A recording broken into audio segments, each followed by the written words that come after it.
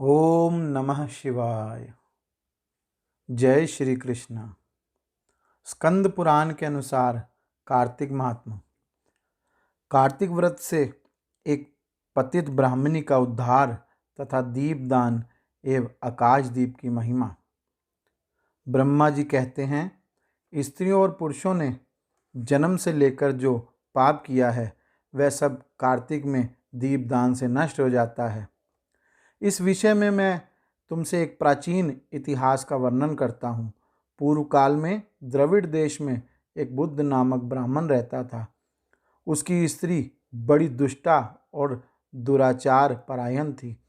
उसके संसर्ग दोष से पति की आयु क्षीण हो गई और वह मृत्यु को प्राप्त हुआ। पति के मर जाने पर भी वह विशेष रूप से व्यभिचार में लग गई।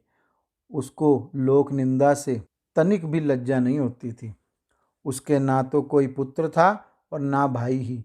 वह सदा भिक्षा के अन्न का भोजन करती थी। अपने हाथ से बनाए हुए शुद्ध और स्वल्प अन्न को कभी न खाकर मांग कर लाए हुए बासी अन्न को ही खाती थी। दूसरे के घर रसोई बनाया करती और तीर्थ यात्रा आदि से दूर रहती थी। उसने कभी कथा भी नहीं सुनी थी। एक दिन तीर्थ यात्रा में लगा हुआ कोई विद्वान ब्राह्मण उसके घर पर आया। उसका नाम कुत्स था।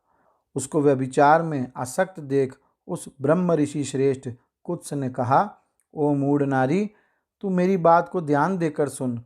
पृथ्वी आदि 5 भूतों से बने हुए और पीब एवं रक्त से भरे हुए इस शरीर को, जो केवल दुख का ही कारण है, तू क्यों पोसती है? अरे यह देह पानी के बुलबुले के समान है। एक दिन इसका नाश होना निश्चित है।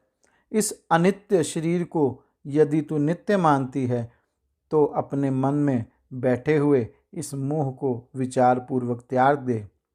सबसे श्रेष्ठ देवता भगवान विष्णु का चिंतन कर और उन्हीं की लीला कथा को आदर पूर्वक सुन। और जब कार्तिक मास आए तब भगवान दामोदर की प्रीति के लिए स्नान दान आदि कर, दीपदान दे, भगवान विष्णु के परिक्रमा करके उन्हें प्रणाम कर।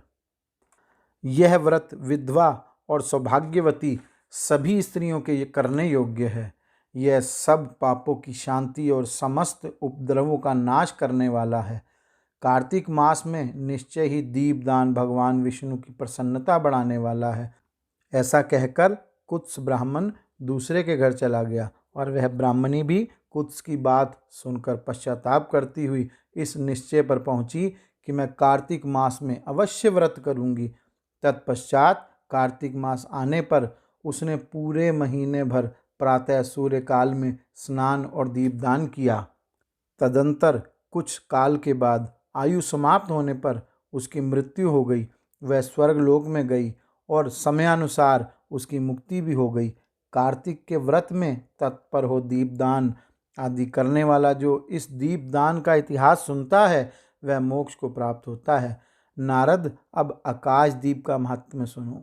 कार्तिक मास आने पर जो प्रातः स्नान में तत्पर हो आकाशदीप का दान करता है वह सब लोकों का स्वामी और सब संपत्तियों से संपन्न होकर इस लोक में सुख भोगता और अंत में मोक्ष को प्राप्त होता है। इसलिए कार्तिक में स्नान दान आदि कर्म करते हुए भगवान विष्णु के मंदिर के कंगूरे पर 1 मास तक अवश्य दीपदान करना चाहिए। महाराज सुनंद ने चंद्र शर्मा ब्राह्मण के बताए अनुसार 1 मास तक विधि पूर्वक व्रत किया। वे कार्तिक में प्रतिदिन प्रातःकाल स्नान करके पवित्र होते और कोमल तुलसी दलों से भगवान विष्णु की पूजा करके रात में उनके लिए आकाश दीप देते थे। दीप देने के समय वे इस मंत्र का उच्चारण करते थे, दामोदराय विश्वाय विश्वरूपधराय च नमस्कृत्वा प्रदास्यामि व्योमदीपम हरिप्रियम। मैं सर्वस्वरूप एवं विश्वरूपधारी भगवान दामोदर को नमस्कार करके यह आकाश दीप देता हूँ, जो भगवान को परम प्रिय है। देवेश्वर, इस व्रत से आप में मेरी भक्ति बढ़े, इस भाव से प्रार्थना करके राजा सुनंद दीप दान करते थे। ब्रह्म मुहूर्त में उठकर वे पुनः आकाश दीप देते थे। उनका प्रातःकाल स्नान और भगवान विष्णु की पूजा का क्रम नियम पूर्वक चलता रहा। मास की समाप्ति पर उन्होंने व्रत का उद्यापन करके आकाश दीप के नियम को भी समाप्त किया और ब्राह्मणों को भोजन कराकर इस विष्णु व्रत की पूर्ति की।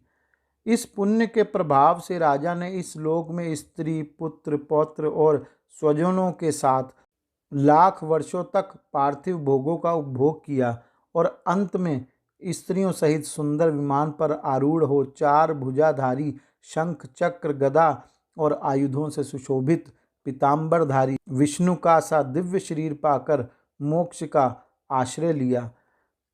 वे विष्णु लोक में भगवान विष्णु के ही समान सुखपूर्वक रहने लगे।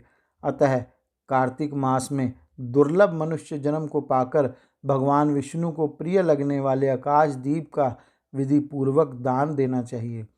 जो संसार में भगवान विष्णु की प्रसन्नता के लिए आकाश दीप देते हैं, वे कभी अत्यंत क्रूर मुख वाले यमराज का दर्शन नहीं करते। एकादशी से, तुला राशि के सूर्य से अथवा पूर्णिमा से लक्ष्मी सहित भगवान विष्णु की प्रसन्नता के लिए आकाश दीप प्रारंभ करना चाहिए। पितरों को नमस्कार है, प्रेतों को नमस्कार है, धर्म स्वरूप विष्णु को नमस्कार है, यमराज को नमस्कार है तथा दुर्गम पथ में रक्षा करने वाले भगवान रुद्र को नमस्कार है। इस मंत्र से जो मनुष्य पितरों के लिए आकाश में दीप दान करते हैं, उनके वे पितृ नरक में हों तो भी उत्तम गति प्राप्त करते हैं। जो देवालय में, नदी के किनारे, सड़क पर तथा नींद लेने के स्थान में दीप देता है, उसे सर्वतोमुखी लक्ष्मी प्राप्त होती है। जो ब्राह्मण या अन्य जाति के मंदिर में दीपक जलाता है, वह विष्णु लोक में प्रतिष्ठित होता है।